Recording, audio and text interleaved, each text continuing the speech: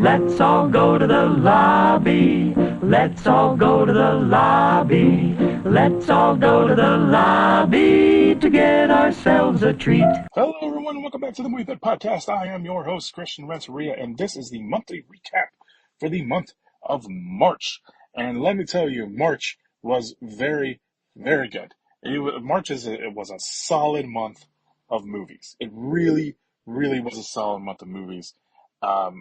It was really, yeah, it was great. I mean, I don't know what else to tell you. I don't think there was a stinker in the bunch that, at least the movies that I saw, which were all very good, solid movies, decent at the very least, decent movies, which is saying something. So there is that. March is also another very important to me. It was my birth month. It was my birthday a couple weeks ago. 35 now. I feel it. I feel it in my bones. No, sorry. Anyway, but yeah, March was great. So we'll get right into the monthly recap again. Theater, streaming movies, all new movies. I do want to bring a little bit of the older movies, but we'll save that for some other time. But there are some movies I didn't watch this month that I want to get to. These are for linear reasons, limited release. Wasn't playing in my area, or was playing in my area, was playing like once a day or something. One of these movies was definitely playing once a day, and or just some inconvenient showing times, or I just didn't really want to watch them because they weren't really they weren't really targeted toward me. They weren't really marketed toward me, so I wanted to pass on those. So let's talk about some of the ones I didn't watch. Dolly, which was a horror movie.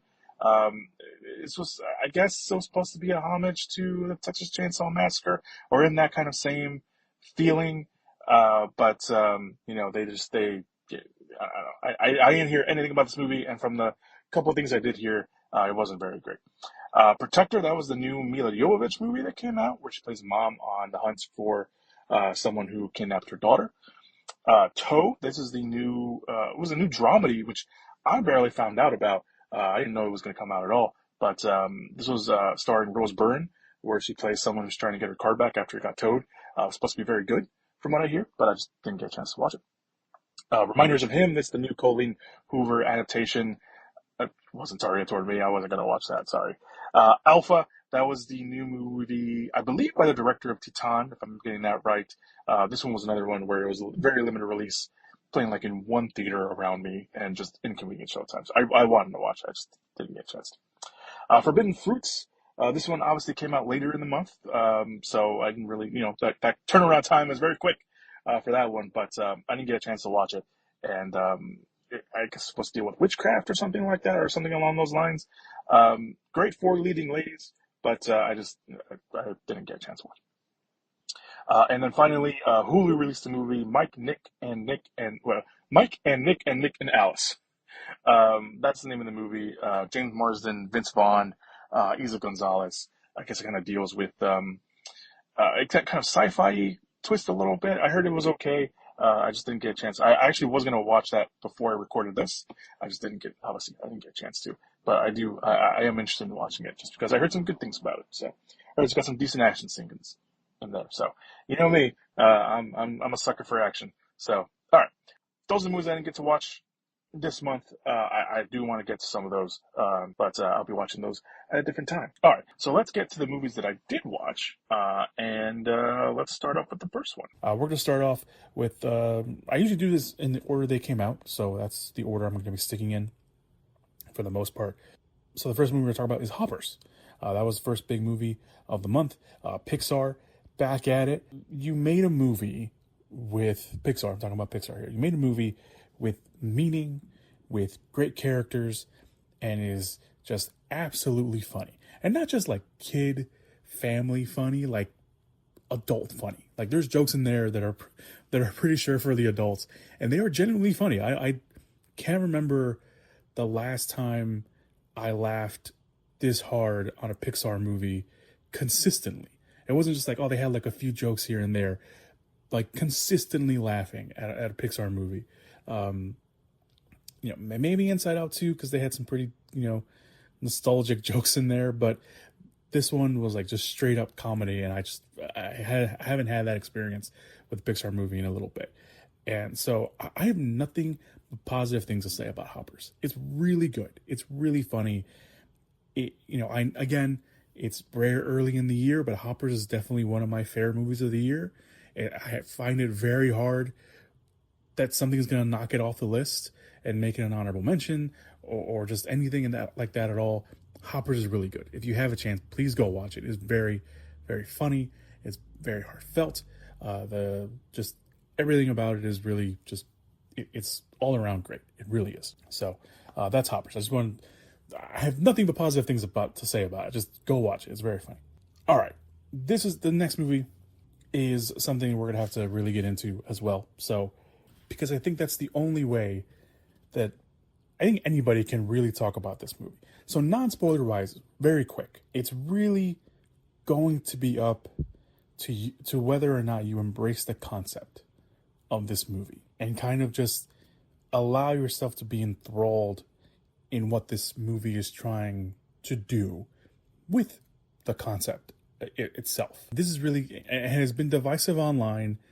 There's people out there that really like it, and there's people out there that really don't, and that's good. That'd be the same for another movie that we're going to talk about right after, pretty much. Yeah, this is very much you're not going to be wrong, or you're going to be right and wrong in wherever you discuss this movie to someone. And I know that's really dumb to say because that's really how it is for a lot of movies, but I don't know. This movie was just like I haven't seen so far this year, at least from what I can remember, such a divisive movie. And it's this one, and it's so early in the year.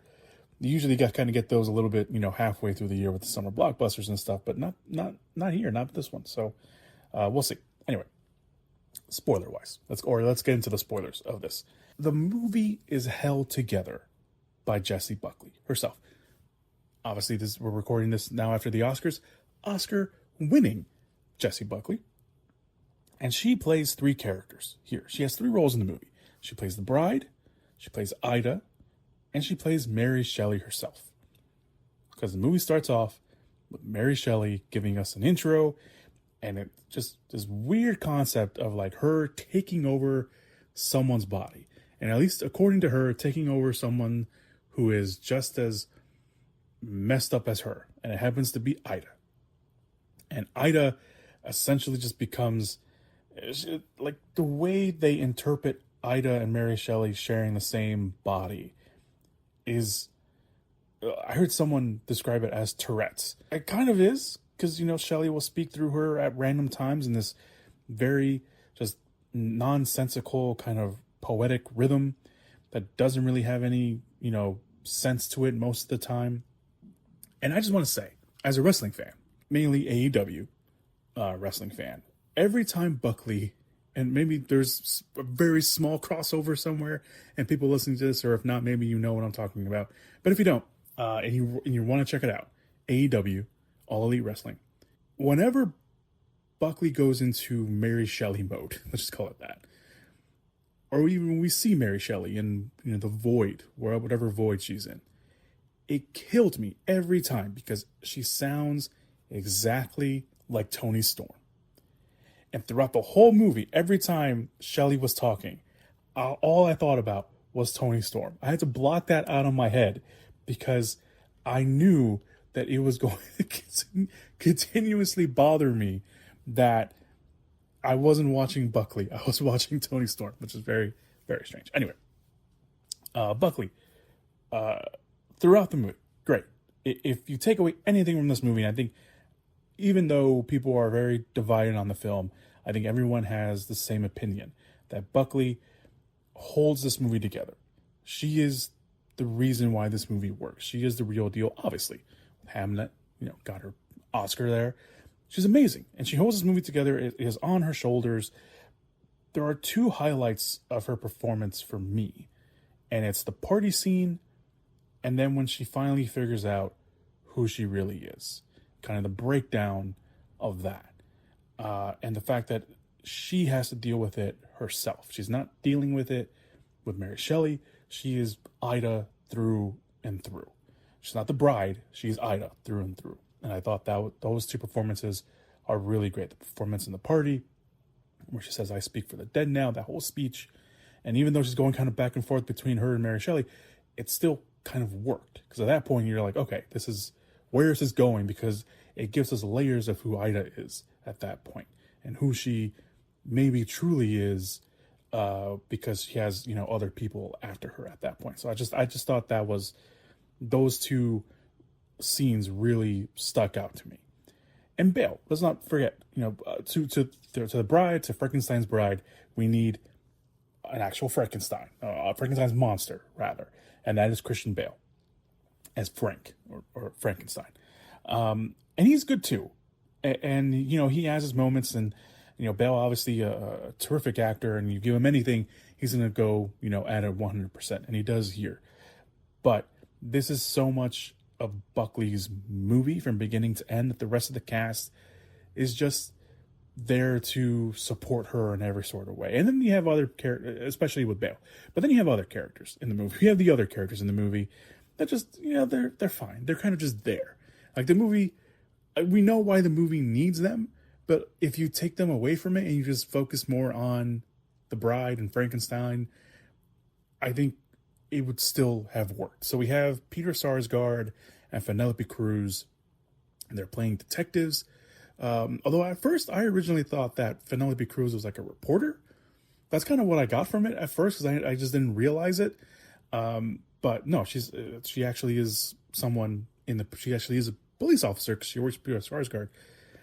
So they're detectives on the trail of Frank and Ida / the bride.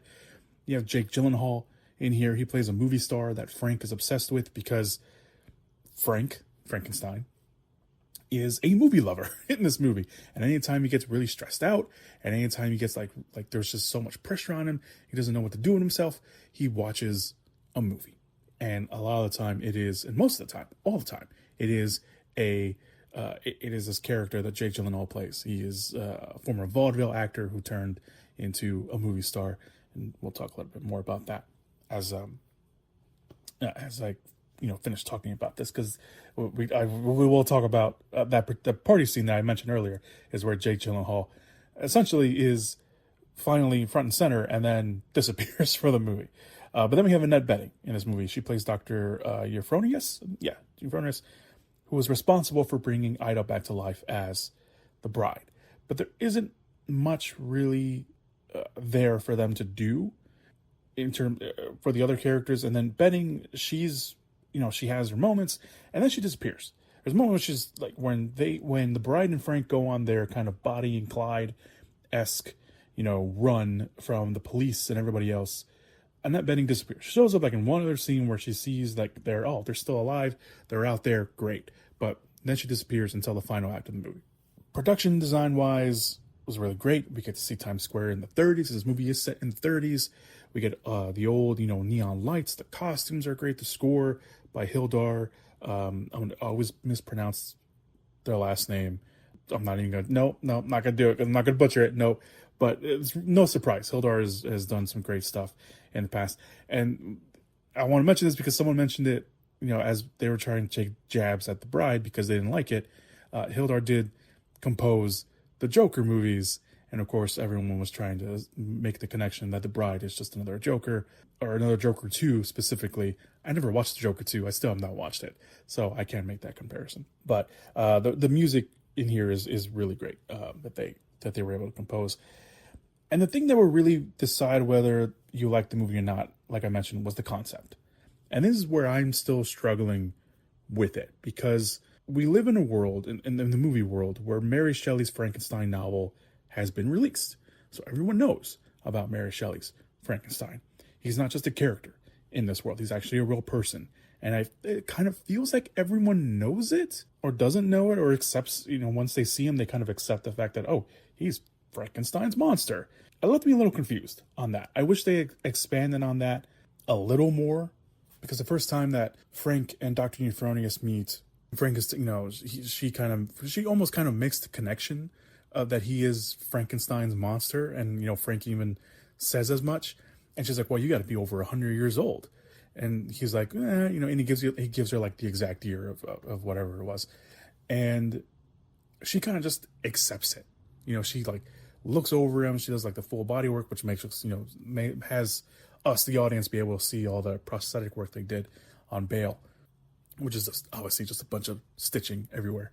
But I wish they had kind of just touched on that a little bit more, you know, because they don't really. This is really just like it's if they just mentioned, like, if someone picked up the book Frankenstein, and it's just like, that would have been enough for me. Like, even if like there's a weird blend of reality and like and sci-fi, just like it just like I wish they just hammered it just a little bit more. I don't know. Maybe I'm just hung up on that part of it. And the second thing, and this connects to Frank and his love for going to the movies. And again, the Jake Gyllenhaal character, his character's name is Ronnie Reed, which is such a 30s name. Anyway, we see him when he's going to the movies. He gets this surreal moment where he sees himself in the movie, not playing Gyllenhaal's character, not playing Ronnie, although that does happen later on, but he sees himself in the movie and kind of becoming, again, just a character in it. And again, it happens multiple times. It happens the first time we see him watching a movie. It happens the second time where they're already going on the run and they're in New York and they sneak into a movie theater, and the movie theater just happens to be playing like a 3D monster movie. And they, the theater audience is like, they notice them and they're on the run, and then they become the monsters that are on the screen. And then it happens again at, near the very end, when Frank reveals the truth to Ida on who she really is, what he and Dr. Euphonius did. And it makes this cut between the car of Frank telling Ida, the bride, to her listening on the outside. But there's this weird thing where Penelope Cruz looks at the movie screen, and it could just be her like not trying to like, poke her head in so Frank sees her, but she's looking at the screen, and then we cut to the screen, presumably seeing what she sees, and it's Frank and Ida on the movie screen again. And this time, he takes over the Ronnie Reed role. He is the Ronnie Reed character in that movie, and Ida, the bride, is the female actress working alongside him in that scene.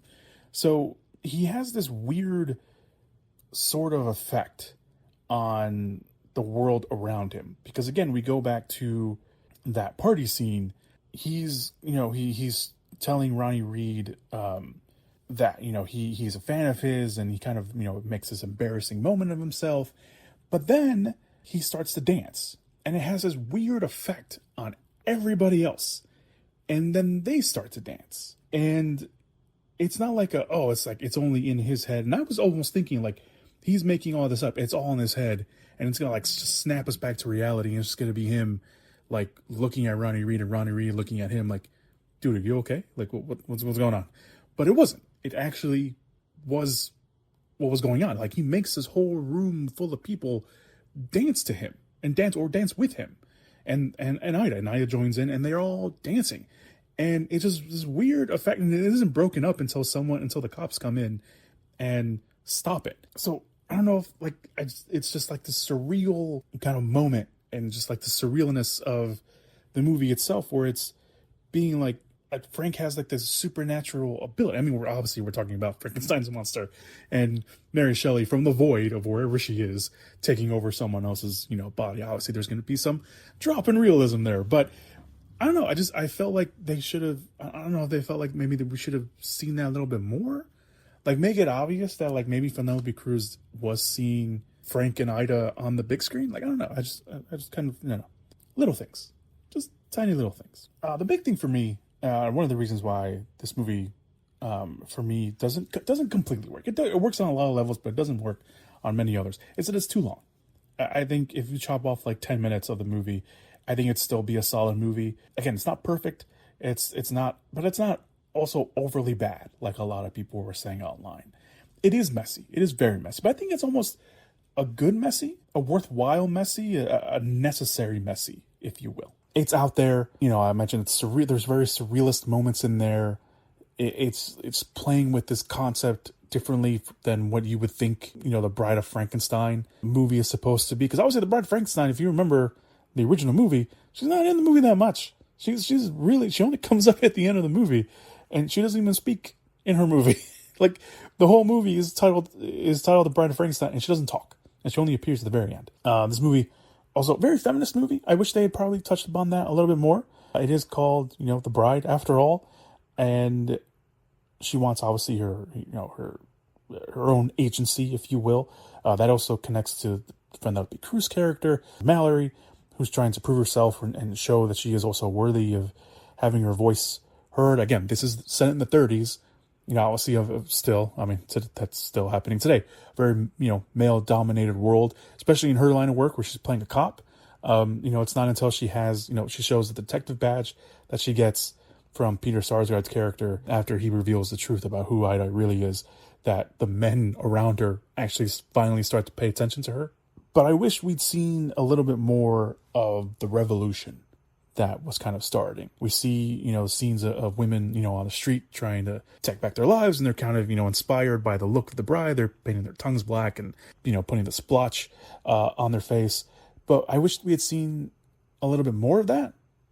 I know I just said this movie is a little bit too long, but I think you could have focused on that a little bit too. Maybe show like a scene, maybe even show a scene of Ida and Frank running in to women like that, or maybe having some women over there like seeing them and seeing that they're being chased by the cops, and have them be like, hey, come over here, we'll help you out, stay low here, wait until the cops pass, and you guys can go. We don't see that, and I wish we maybe seen just a little bit of that, because for the most part, Frank and Ida, the bride, they are very isolated from everybody. They run into people, but then a lot of the time when they run into people, they usually end up dead.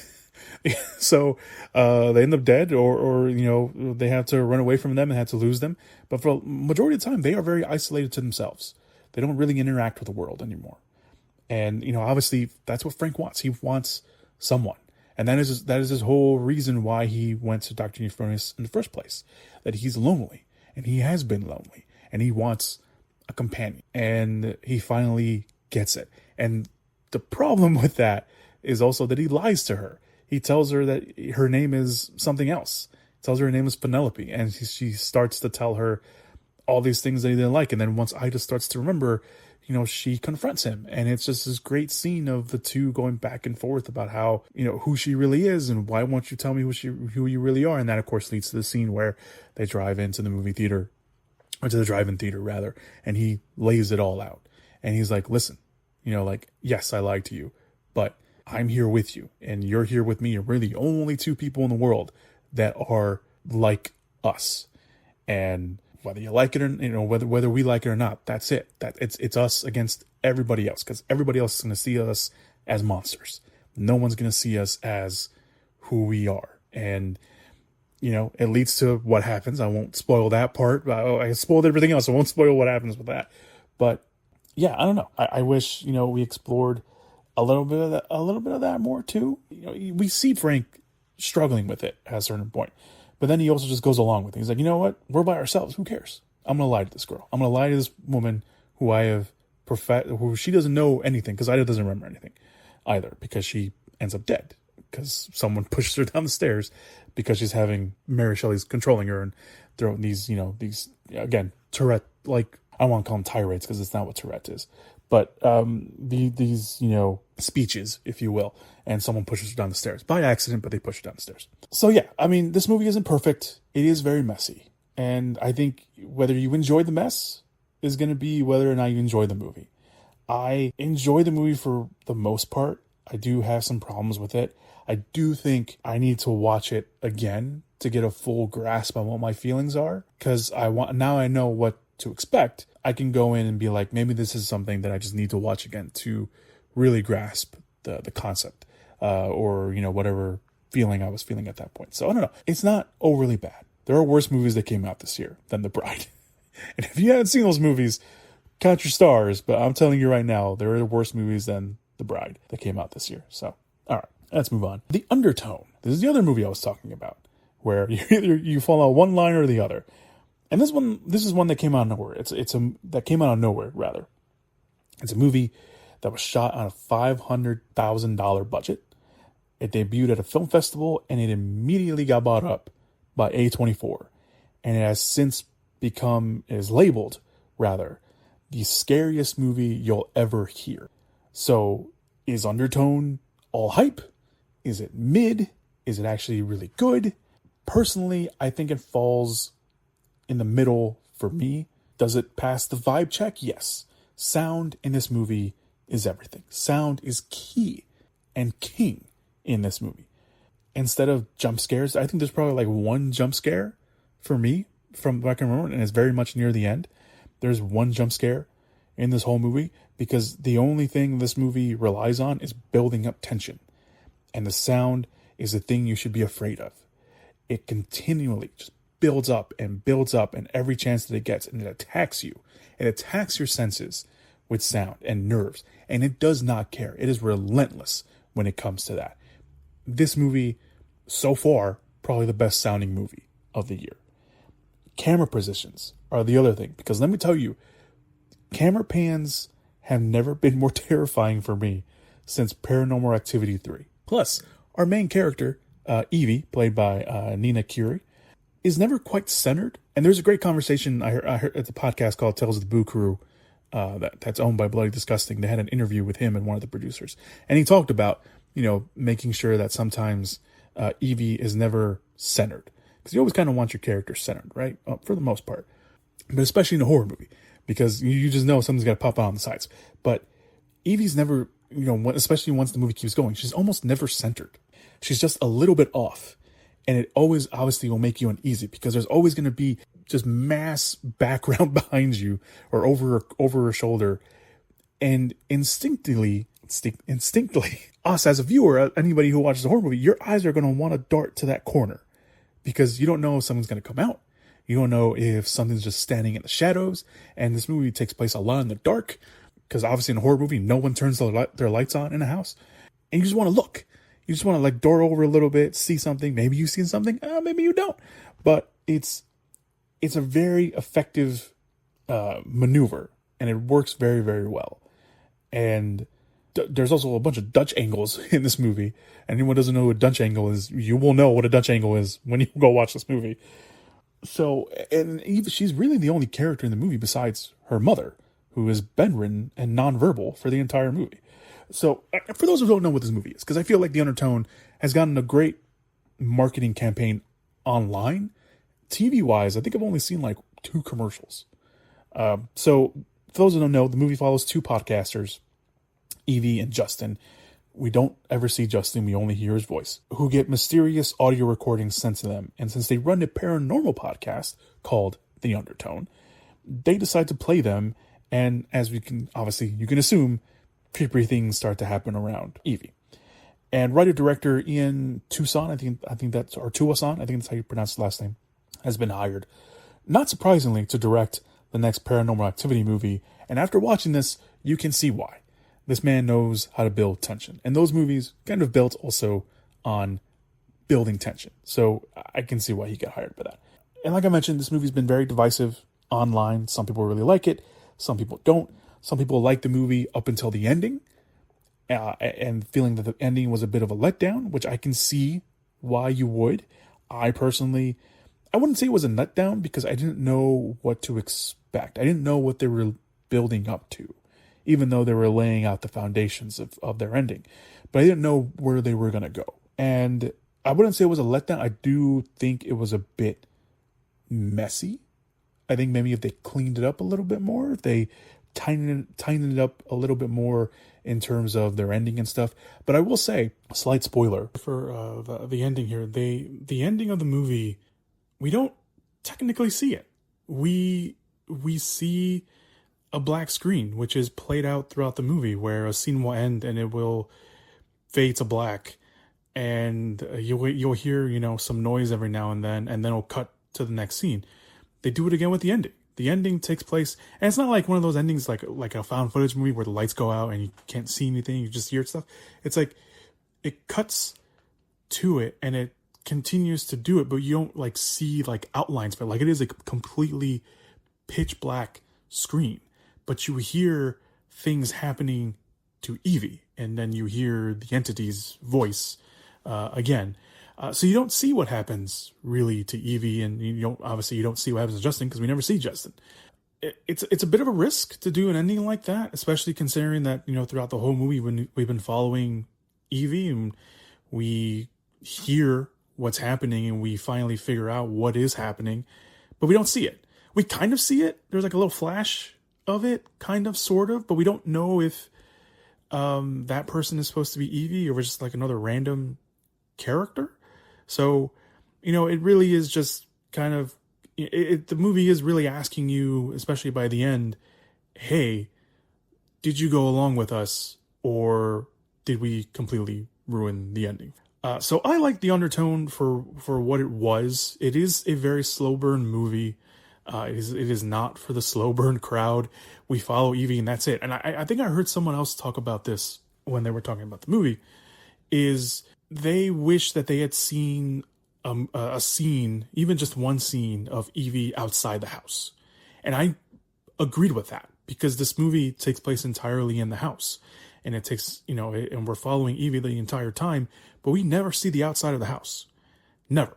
We are always inside the house, which again, with the isolationism and everything else, that's great. But and this movie again, shot on the cheap, and this movie already made back its budget opening, assuming opening day, or at least opening weekend.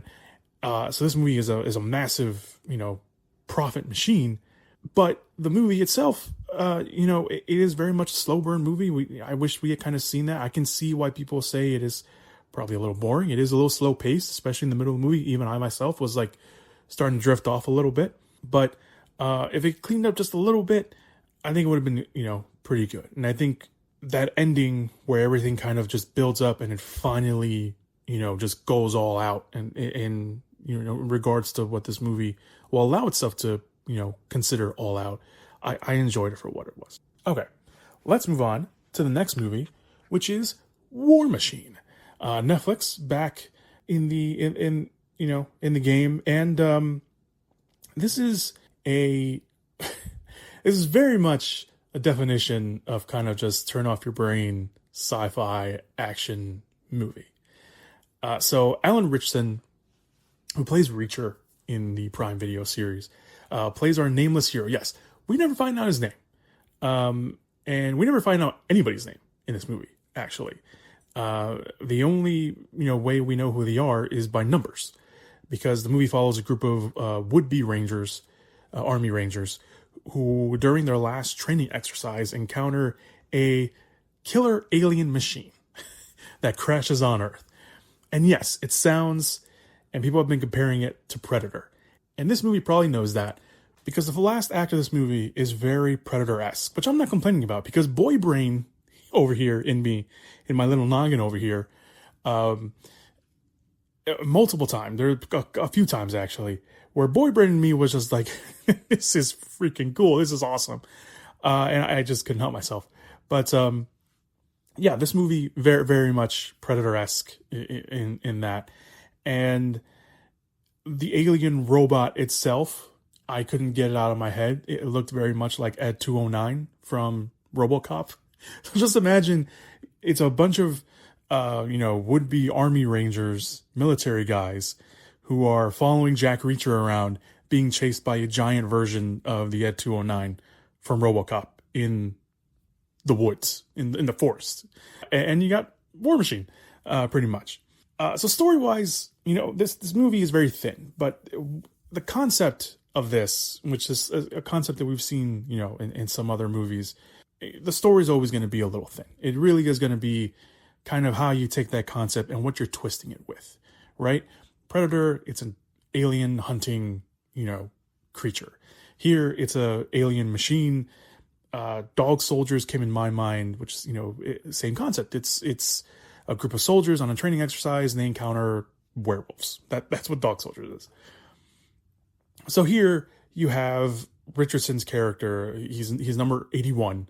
And he is here in the Ranger program, this, very intensive program that the Rangers have, because he made a promise to his brother that they would be that they would do the Rangers and they would become Rangers together. And of course, there's a reason why that doesn't happen, but 81 goes through it and he wants to, obviously, keep that promise to him. The rest of the team is filled with mostly unknowns, and I think that helps the movie out a little bit. You know, the fact that there's not a lot of big famous faces around. Obviously, you have like the big ones who are like the military commander or the ranger commanders. S.E. Morales is one of them. Dennis Quaid is another one. They're not really much in the movie. They're like in the big. They're kind of not necessarily the beginning, but once they start the program and then disappear throughout the whole middle of the movie, which is the Rangers dealing with the robot, and then they come back around in the end. But the recognizable faces, at least for me, mainly was Stefan James, which I think everybody would know from If Beale Street Could Talk. He plays one of the Rangers that has a surprising connection to 81. And then you have Kyan Lonsdale from the Flash TV show and Love, Simon, the movie, not the show, the movie. He's also in there as well. But the rest of the cast is good. They play their part well for what they have to do and what they what they're given. But this is Alan Ritchson's show. This is his movie. He on his massive shoulders, he has to carry this, and he does it surprisingly well. I wish that he did shake a little bit off a reacher off himself, because for most of the movie, 81 is just very stoic.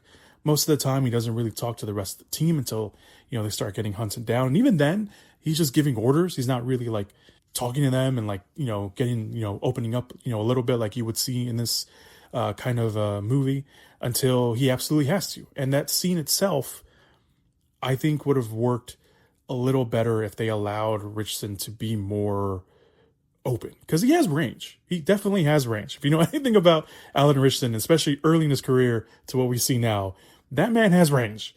And they don't really allow, I don't know if it was a director's choice, I don't know if it was maybe his choice, or if it was just the how they came up with the scene on the day.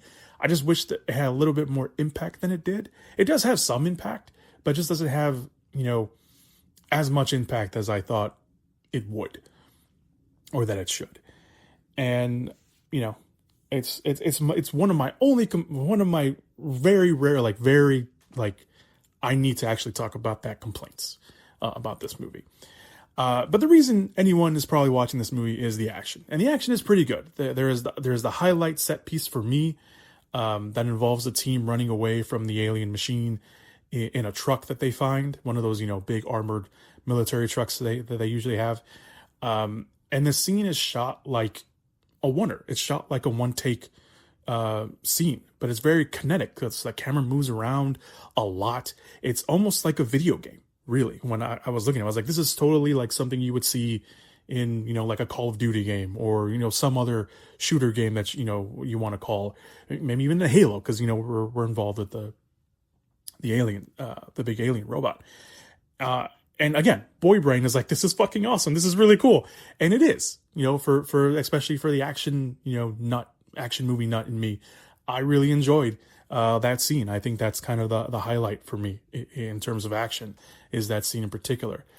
And I want to point that out because the thing that surprised me about this movie, because I really kind of went in blind. I knew this movie was coming out. I knew that he was that Richardson was in it because I'm a big fan of the Reacher series, and I've become a big fan of his. And I didn't really kind of watch any trailers for it. I saw like little clips of the trailer every time I'd scroll past Netflix and stuff. But I didn't really look into it, so I wanted to go in as blind as possible for this. And I didn't realize that this movie was directed by Patrick Hughes, who himself is, I found out afterwards, was actually a vet. I didn't know that about him. But he is the man behind the Hitman Bodyguard movies, Expendables 3. He did one of his first films, and one of the films that I saw very early on at a film festival here in Chicago. It was called Red Hill, and it's kind of like this neo-Western movie. If you want to go check that out, I would recommend that. And then his last movie that he did was also for Netflix, The Man from Toronto. And while those movies, with the exception of Red Hill, have very bombastic action scenes, War Machine is very different from what he has done before. All the other movies are like action comedies, or have a little bit of a comedic tinge to their action, but not here. This movie is very serious. Like, there are like a few like chuckle scenes in there, but it's not played for comedy. It's more kind of just like to alleviate the situation. But this movie is very serious, and it doesn't take itself seriously, because obviously it's a giant alien robot, but it takes itself seriously enough where you're not laughing at the movie, you're laughing with the movie when those scenes kind of do happen. So, if you want to call it a passable, dumb, fun movie, I don't think that's necessarily a bad thing. I think it is a passable movie enough where you turn it on a Friday night or during the weekend, and you're pizza. This is a pizza and beer kind of movie. That's what it is, really. Again, the story's just kind of there. It's not all that great. You're really just there for the action, and the action doesn't disappoint, at least for me.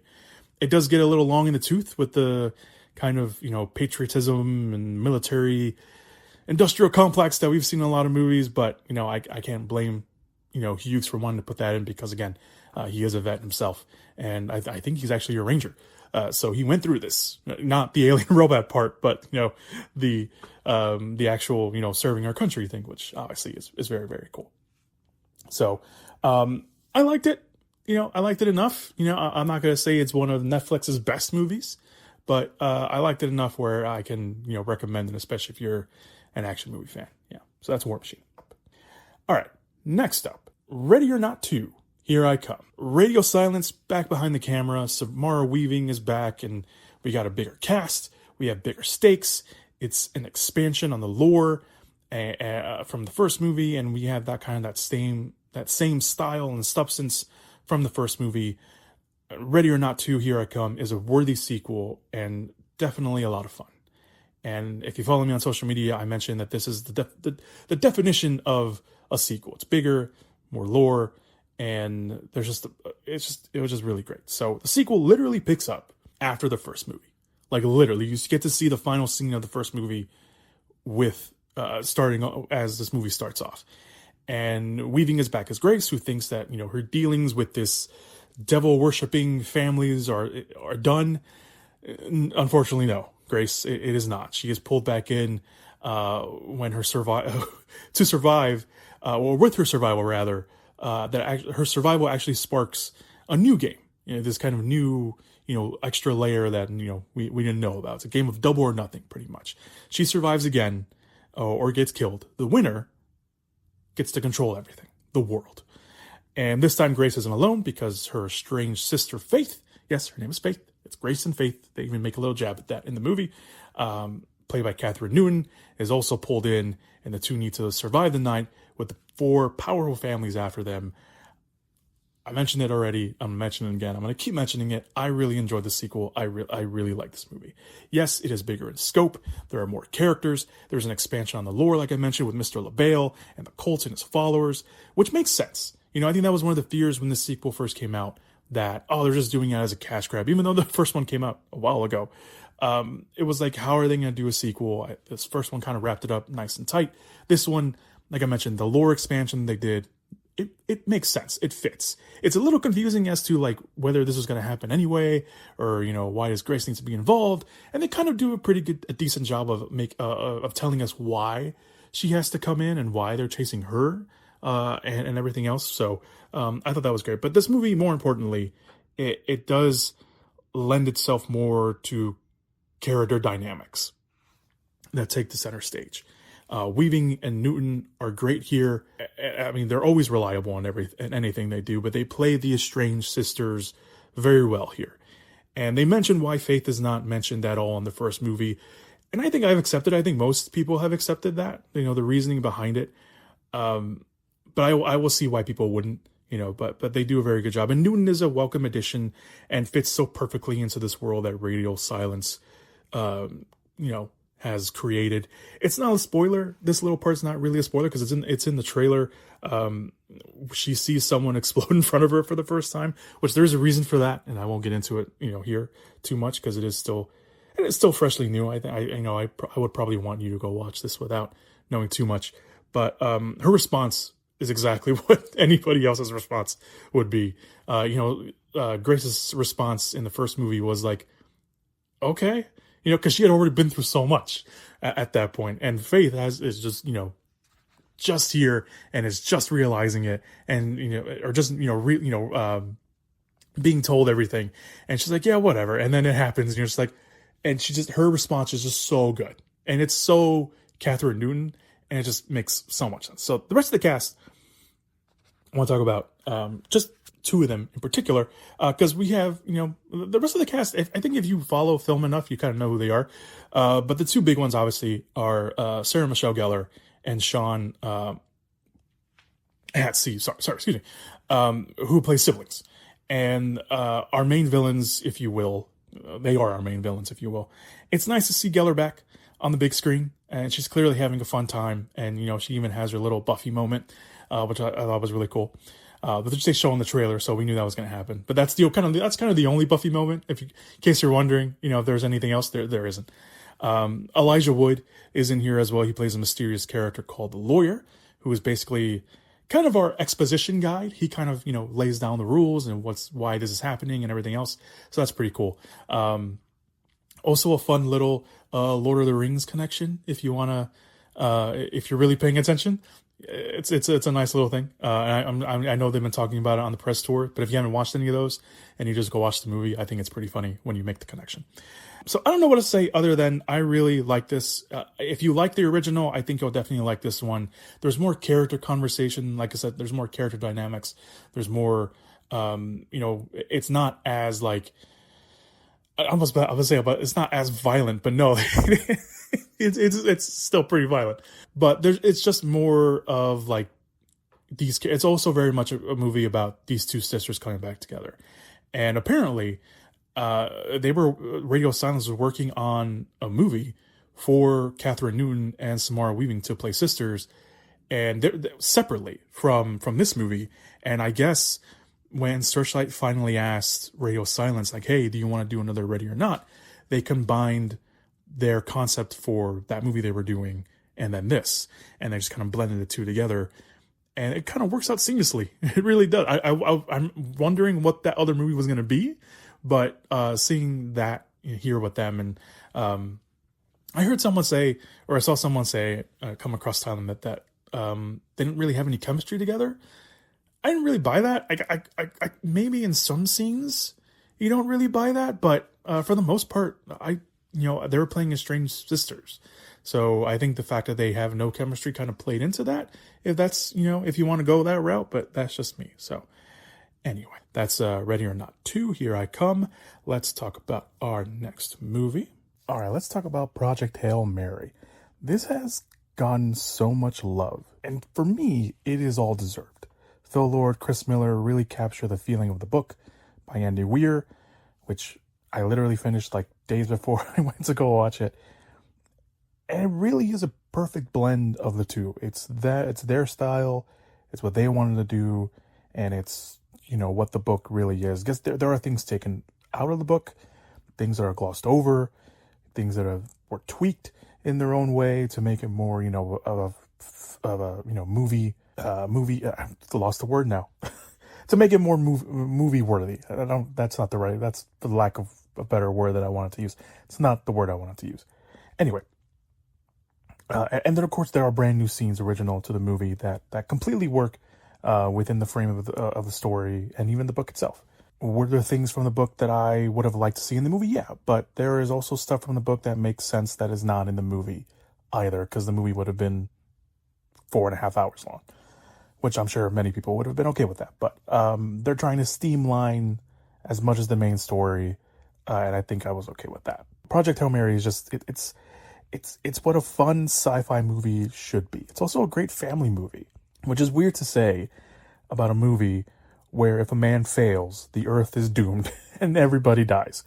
But that's how good the movie is. That's how charming Ryan Gosling is.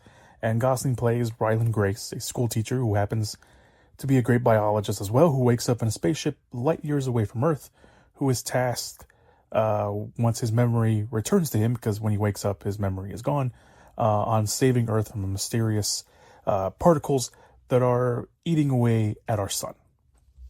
Along the way, he meets Rocky, or at least that's what he calls him, an alien rock creature, who is also on a mission to save his planet from the same situation. That's really all I want to say about the movie. It's good. It's great. You should just go watch it. You really should just go watch it. and watch it on the biggest. If you can still catch it on IMAX, if there's still some IMAX screenings of this, go and watch it. Production design is amazing. Finding out that Lord and Miller actually shot everything on a set, and they built the ship inside and out. They used practical effects for pretty much everything they could. Rocky himself is a puppet. He could have easily been CG. I'm sure he was probably CG in some cases, but he was a puppet, which is great. And there's just shots in here that are just amazing and beautiful to look at in general. And that account of the IMAX projectionist, where he puts up pictures of the movie screenings that he's at, and just catching a shot of the movie and then the audience. That's really cool. I think some people are confusing it for like an actual person, but it's actually an IMAX projectionist doing it. And I think that's amazing. It really is.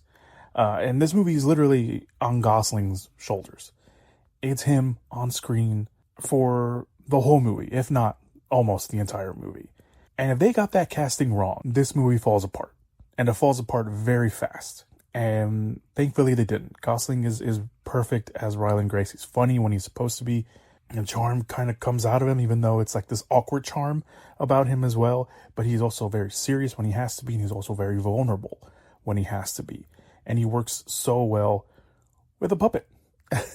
And Rocky himself is a character, is really much of a character, if anything. He's also a scene stealer for a lot of it as well. So there's just this movie is a must watch. It really is.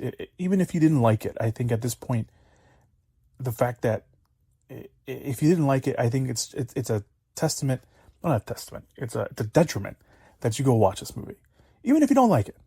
At least you can say I watched it. And if it wasn't for you, then hey, it wasn't for you. But honestly, I can't say anything else positive that hasn't already been said about Project Hail Mary. It is definitely going to be on a lot of people's favorites of the year, if not already some people's top favorite of the year so far. So we'll see. We'll see how it is in longevity once we get to the end of the year. But I have a feeling this is going to be on a lot of people's favorite movies of the year. The next movie is Peaky Blinders, The Immortal Man. I watched Peaky Blinders, the show, I guess not obviously, but I did watch it because I watched the movie. And I loved it. Otherwise, this show, or this movie rather, I don't know if it would make complete sense. I think some things would obviously be very noticeable, and you'd be able to do it. I guess you could watch the movie without watching the show. But again, I think you'd appreciate it more if you watched the show. And I won't get too much into everything because this. I feel like I don't know if the crossover of Peaky Blinders and you movie guys, people who just watch movies don't watch, or maybe you do watch a lot of shows, but I don't know if the crossover is really there enough to like really deep dive into the movie at all. But there's a lot of callbacks of the show. So I guess if you never watched the show, like I said, I don't know if you'd appreciate all the small moments in the movie, but there's a lot of callbacks in the show very early on. In the movie rather, getting a little ahead of myself here. Sorry. In the movie, there is a point where Tommy Shelby, played by Cillian Murphy, played him on the show. Once again here, playing him again. He's on a horse, and that image of Tommy on a horse is like season 1. I think that was even his introduction to the show, where he was riding down the streets of Birmingham on a horse. And we see that once again here. And it brings back that same feeling of seeing him back on the horse. There's more context to the scene in the movie with him on the horse riding down the street, and the people kind of embracing him again, just because of everybody in this world pretty much knows who Tommy Shelby is. So the movie itself, just to get a little bit into it, Tommy, now pretty much a recluse to the world, living in his home that is run down, but is convinced by two people: his sister Ada, once again played by Sophie Rodal, I think that's pronounced the last name, I apologize if it isn't, and Rebecca Ferguson's character, to come back to the real world, come back to reality, to help save his son Duke, here played by Barry Cogan, or Cohegan, however you want to pronounce the last name, who now runs the Peaky Blinders, but he's doing it in a much more violent way than Tommy and his family did when he was running it. But he also gets involved with the mysterious and shady figure Beckett, played by Tim Roth, who is the baddie in the movie. And like I mentioned a little bit with the Tommy riding on a horse down the streets of Birmingham, it's pretty crazy how Stephen Knight, who wrote and created the show and wrote the movie here, and director Tom Harper, who did direct a few episodes of the very first season, how they were able to really just get us back into that world. They didn't really need a lot. We didn't need to run through the steps of the movie. We were immediately placed back into this world. It fits like a glove. It fits almost, you can say, like a trench coat, a suit, and a scully cap, which is obviously the outfit of the Peaky Blinders. And in case you're wondering, yes, there is a suit-up scene, if you will, in the movie, and I was grinning ear to ear when that scene happened. Murphy is really good here. He just, he embodies Tommy Shelby in every single way possible. This Tommy is just haunted and isolated, like he was in the show, especially near the end. But Murphy has no problem here, just going back into that Tommy Shelby mode. I want to talk about more about the rest of the cast. Roth, always reliable, an okay villain. He's not a great villain, and I only mention that and say that because there have been great villains on the show. And if I had to rank the villains in just this whole universe that we've had so far, Beckett is very low on the totem pole. He's not the very worst villain of the show, but he's there. He does do something very unforgivable and very impactful. I just wish they probably played into it a little bit more than they would. I mean, this movie is very much a Tommy Shelby movie and is very much a Barry Cohen movie, which I will get to in just a second. But I wish that the villain character played just a little bit more of a factor into it. Very quickly, Rebecca Ferguson, again, always reliable as well. You can't really go wrong with having Rebecca Ferguson in your show or your movie or whatever. Her character, unfortunately, is just kind of meh. She plays an important part of the movie. She's just not in the movie that much. If you're looking for a strong, supporting, long role for Rebecca Ferguson, you will be disappointed because she's not in the movie that much. She appears, she disappears, she appears again for a few minutes, and then disappears again. And that's kind of just, how her character is. And I think I attribute that more to just her character and how, she was supposed to play into the movie as opposed to Rebecca Ferguson doing a bad job, because obviously Rebecca Ferguson cannot do a bad job. All right, so let's finally talk about Perry Cogan. Again, always reliable as well. He's reliable here. He doesn't play the crazy, character that we come accustomed to him playing every now and then. He does have kind of this calm fury to him that he doesn't want to let out entirely. But he has been abandoned by the world, and that kind of plays a major factor in how he does things and why he does things in the movie. But he's also very troubled in his own way as well. And Duke is very much a conflicted character, and I think Barry Cogan plays that very, very well and to a T. I put here in my notes just to remind myself that he's very much cut from the same cloth as Tommy Shelby. But again, they are playing father and son, so there is that. I did like the Immortal Man for the most part. It is, I think there's conflicting thoughts about the movie, especially considering that I think all of us, when we think about Peaky Blinders, we do think of Tommy Shelby, and we do think of Cillian Murphy. They are working on a new show.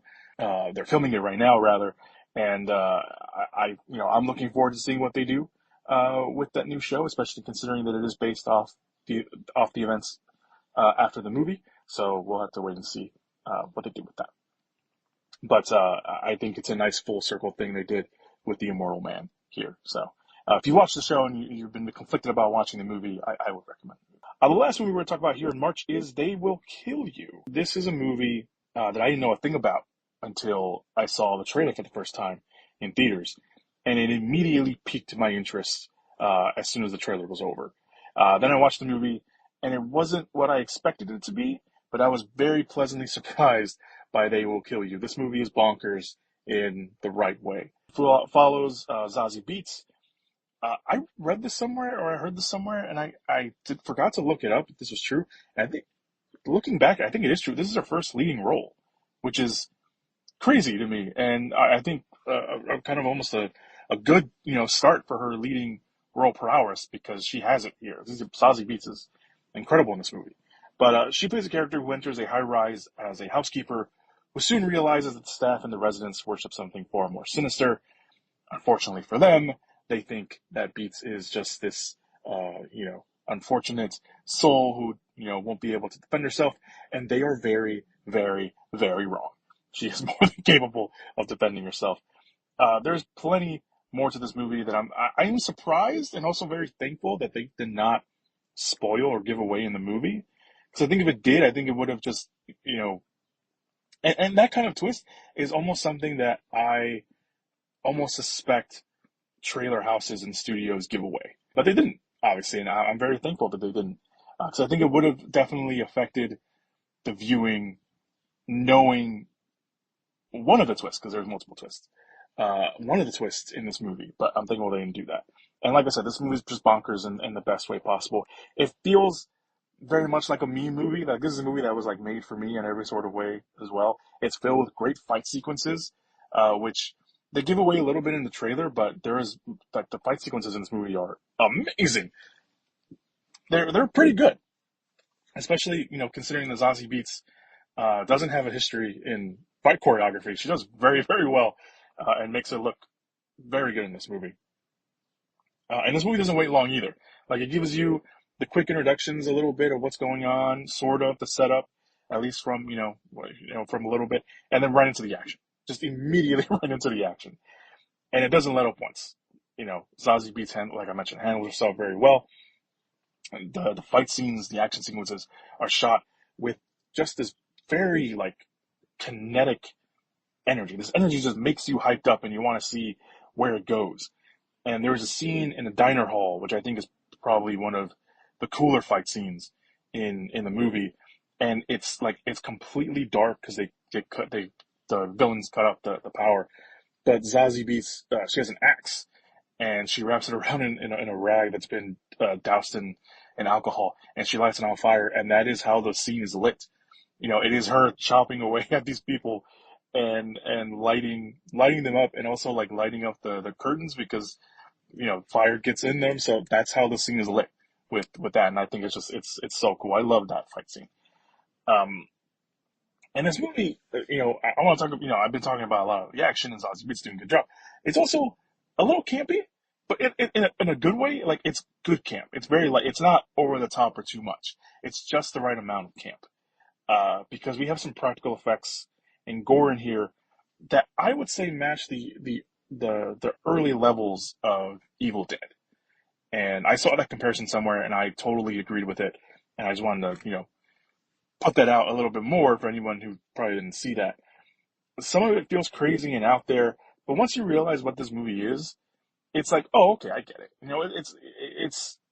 It's asking you at a certain point to trust it. And if you do, you'll enjoy the ride. And if you don't, I think it's going to be just a little bit hard to watch or to really fully get into. But yeah, and Zazie Beetz isn't the only member. We have Heather Graham in here. We have Tom Felton is here as patrons of the high rise that hunt Beetz' character down. We have Patricia Arquette playing kind of our main villain in a sense in here as well. And I think the only misstep that I have for her, especially for her character, is that like she's supposed to have some sort of accent, but sometimes the accent isn't there, like, at all. So it's just her talking. And I think you don't know at first that she's supposed to, like, what her accent's supposed to be. And I think, once it starts kind of getting into the story of the hotel and the very, slim bit of her character background, that, okay, this is the accent she's supposed to have. And again, it disappears some of the time. You don't see it, or don't hear it rather, until you kind of realize, oh, that's supposed to be the accent. But, I can't wait to see I want to mention also very quickly the soundtrack in this movie is amazing. There's music or songs that play during the fight sequences, and they are all great. They are all very very good, and they just fit the scene so well. So I just want to mention that. So all in all, I very much enjoyed They Will Kill You. I thought the practical effects and the gore are great. The fight sequences are fantastic and paced. Its pacing is also very good. For the most part, there's never like a shrieking halt of of the pacing. So that's always a good sign. Um, could the story be upped a little bit more? Yeah, but this movie knows what it is, and it knows what it's trying to do. So I can't wait to see what the director does next. His name is Kirill Sokolov. I think that's how you pronounce the last name. He's a Russian director. He has done some other movies, and I heard I heard from some people that they're also pretty good and worth checking out. So I want to see, I want to check those out as well. But if this is an introduction to him in any sort of way, I think it's a good introduction. Like I mentioned, if you go along with it and you trust the movie for what it is and what it's trying to tell you, or not trying to tell you, but what it's trying to show you, I think you'll have a hell of a time with They Will Kill You. I really do. Okay, so last time I said I was going to add a new feature to these, and I wanted to basically at first rank the movies that came out, which I think for some months would probably be very easy. I know February would have been the perfect month to rank, but I just didn't get, I didn't fully develop it as I was gonna do the episode.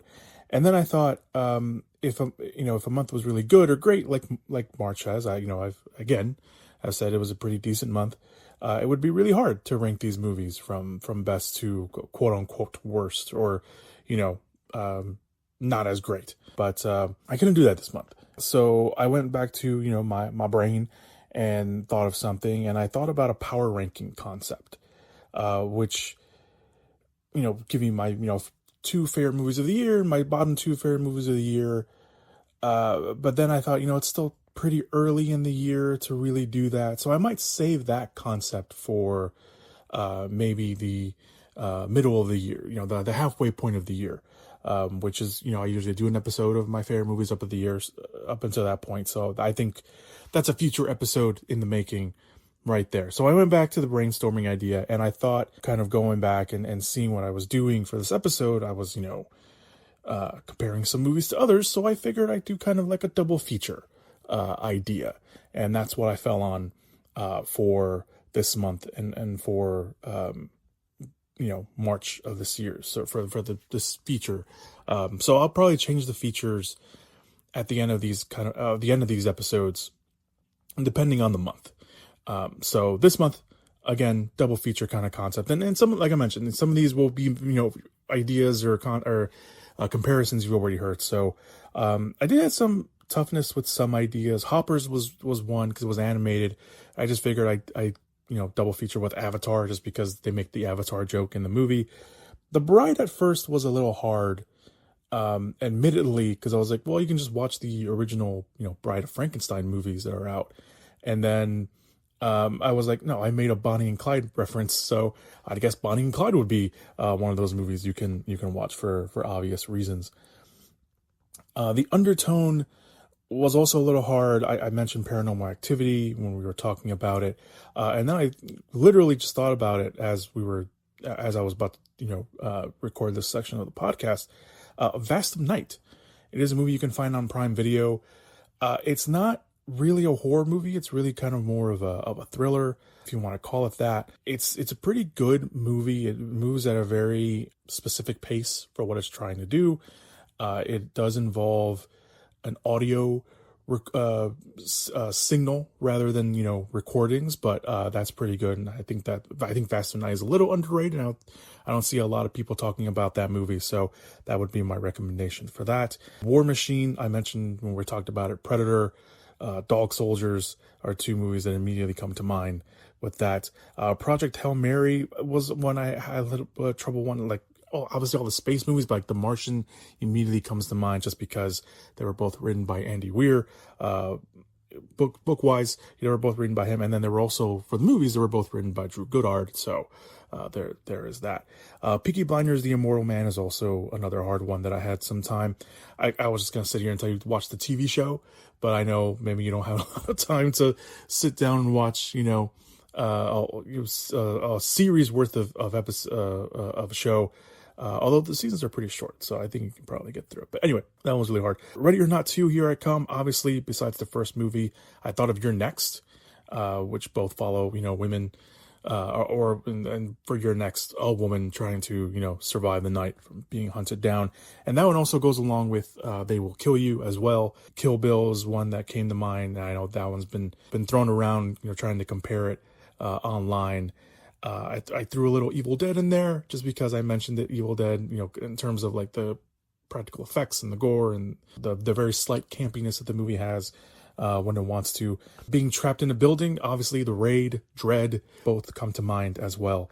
But there is that. So those are your little double features if you want to throw that out there. I mentioned it was kind of just, I had this idea and I did think it through, and then I was thinking about like what I would recommend with these movies, trying to, connect something to the movies, and I just, it wasn't a last minute idea, but it was one that obviously I needed to challenge myself a little bit, and not just try to give you like the obvious ones, and that was a little hard too. But we'll see what I do for April in terms of what little feature I do here at the end. If you have any ideas, I'd be more than all ears to hear yours. Speaking of April, giving you a little preview, I think I'm going to start doing this too, for sure. A little preview of what's to come in April. By the time this comes out, the Super Mario Galaxy movie and A24's The Drama have already dropped.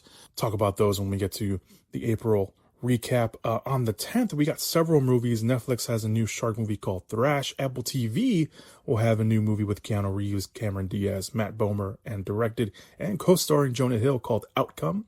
I believe that's about an actor who's hit rock bottom or something like that. I know acting is involved in some way. I didn't completely look at what it was, but I know that has a connection to it. New romantic comedy, You, Me, and Tuscany, and a horror movie titled The Faces of Death, which has gotten some buzz online. Some of it good, some of it bad, some of it's like this really is gonna, depend on how you feel about the concept and the tone of the movie. So that will be interesting to see how people, the wider audiences will accept that when they go watch it. Prime Video will have a new comedy called Balls Up with Mark Wahlberg and Paul Walter Hauser. It is written by the Zombieland and Deadpool writers Rent Reese and Paul Rennick. So it's directed by Peter Farrelly, who of course famously directed the Oscar-winning movie Green Book, which I know some people are still very upset about. I'm a little upset about it too. I don't want to make it like, oh no, I'm defending. No, I'm not defending it at all. On the 17th, we have another Netflix movie called Roommates. It is it's a movie starring, I believe it's starring Adam Sandler's daughter, if I'm correct on that one. It's supposed to be a comedy. We have a new comedy mystery called Four Kids Walk Into a Bank. It's supposed to be a comedy mystery. I believe Liam Neeson's in it, which I found very interesting. I think he has like a small role. I don't think he's playing one of the main characters, one of the four kids, obviously, in the movie. David Lowery, the director of Ghost Story and A Green Knight, he comes back onto the big screen with Anne Hathaway and Hunter Schafer in a movie called Mother Mary, where she plays a pop star trying to make a comeback. So that's pretty cool. We also have a new Bob Odenkirk action movie, Normal, which, again, by the time this comes out, I would have already seen at Beyond Fest here in Chicago. And finally, of course, Lee Cronin's The Mummy, and Blumhouse is doing their damnedest to make sure that people aren't confused that this is the new Mummy movie with Brendan Fraser. Obviously, Brendan Fraser, Rachel Weisz are coming back for a new Mummy movie. That has no connection to this one. This is a full-blown horror movie directed by, like I mentioned, Lee Cronin, who did the last Evil Dead movie. Evil Dead Rise, to be more specific. And the last weekend of April, we have another Netflix movie. Netflix is dropping movies in April, called Apex. This is with Taron Egerton as he's hunting down Charlize Theron in the wilderness. That looks pretty good. Fuse, directed by David Mackenzie, who did Hell or High Water. It's about a heist going on when an old World War II bomb is discovered. Pretty decent cast. Aaron Taylor Johnson, Theo James, Gugu Mbatha-Raw, and Sam Worthington star in that. And then Samara Weaving back on the big screen in April with Jason Segel in the movie Over Your Dead Body. It's about a couple who secretly want to kill each other, but then someone else enters the problem or enters the house that they rented out, and I believe led by Timothy Olyphant. And, well, things go a little crazy from there. I've been hearing some good things about this. This has been going around the film festival circuit. Everyone's saying it's really good. And then finally, we have the Michael Jackson biopic, Michael, coming out at the end of the month as well. So April's looking pretty good. We'll see if it's just as good as March, or at least, even halfway good as March. That's it, everybody. That is March. Thank you guys so much for listening to the episode. I want to know what your favorite movie in March was. I'm always down to talk to you guys on the socials, so you guys can hit me up on there. Links to all of that will be down below in the description/show notes area. Also where you can hear the podcast and all that other good stuff. So thank you guys so much once again. March was good, guys. I'm not gonna lie. March was good. April looks to continue to be hopefully a good month. Hopefully, maybe, we'll see. And yeah, so until next time, guys, as always, be good people. Be safe out there. And as always, go watch some movies. Whoop whoop! Yeah! Give it up! Movies!